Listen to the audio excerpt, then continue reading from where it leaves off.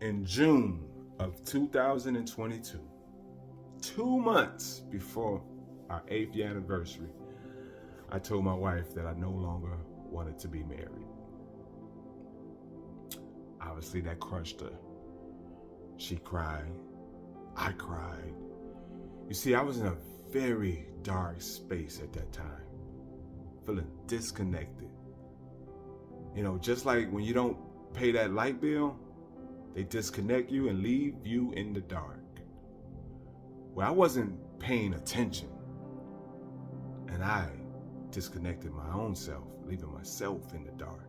I, once again, because I'm on my second marriage, on the verge of another divorce, allowing my emotions to overpower my logic, turning the light out, leaving me in the dark. And this is why I wear CHECKMATE on my shirt and my hat. It's a mindset, because if you know anything about chess, you must be thinking. You must be able to use your logic to make the smart moves. And I've been making all the wrong moves my entire life. Now I'm living in my gym, on an air mattress, surrounded by gym equipment, dumbbells, kettlebells, barbells. Yo, trying to get to the bathroom was like a navigation nightmare, right? But I remember one time going to the bathroom. It was August at this time, just before our anniversary. And I just felt a need to get my family back. But in order to do that, I needed it all to make sense, right? So I looked myself in the mirror and I asked myself 3 questions. I wanted to understand and make sense of it. I became a student. I understand the game of chess. I needed to be thinking, and I was too busy reacting with my emotions. So I asked myself the question, what do you feel about this emotion, about this marriage? What emotions are you feeling about it? And myself talked to me. I had I'm having a conversation with myself. Myself said abandonment. Abandonment. Why are we feeling abandonment? Well, myself told me, because when you were 9 years old, your father never came back. It was 18, 19 years before you saw him again. And when you found out that he was on drugs, it all made sense to you, but it didn't make you feel any better. It still affected your self-worth. Wondering why he didn't want to be a part of your life when you needed him the most. Puberty, understanding how to be a black man in this society.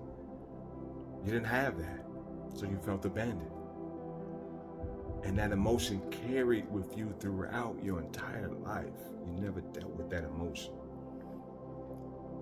So now it's making sense to me. I asked myself, what else are you feeling? I didn't feel respected. What do you mean? Why are you not feeling respected in your marriage? Well, it wasn't that she wasn't respecting you. It's because as a child, your mother never showed you respect. Yeah, she taught you how to respect others, teachers and people of authority and the elderly people, how to respect them, but she never taught you that you also deserve to be respected by simply how she talked to you. That she didn't need a belt. She would use her words to send you to bed crying. You see, my father was a drug addict. My mom was a control addict. They both passing down their trauma onto me. Now I'm going into the world seeking this validation that, let's face it, that you never get because it was never taught in the home. So now you're seeking something that you're not getting, feeling disappointed, ultimately feeling disconnected. So I asked myself, what I'm feeling? Why are you feeling it? Then I asked myself, how can we articulate these emotions in a way that we're not disconnecting? You see, it's easy to have emotional reactions, but now I must teach myself how to have logical responses when I'm emotionally triggered. One thing about being emotionally triggered, it often results in a very unhealthy decision.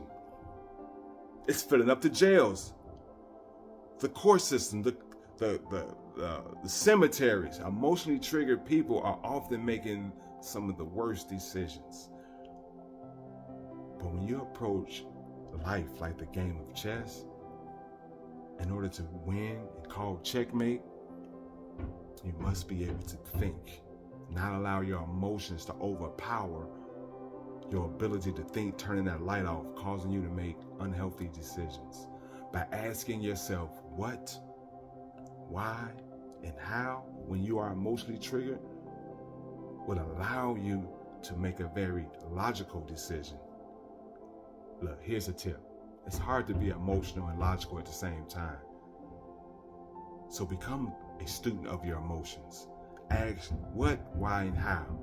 And then, and only then, will you be able to look yourself in the mirror, as I did to get my family back, and then call checkmate.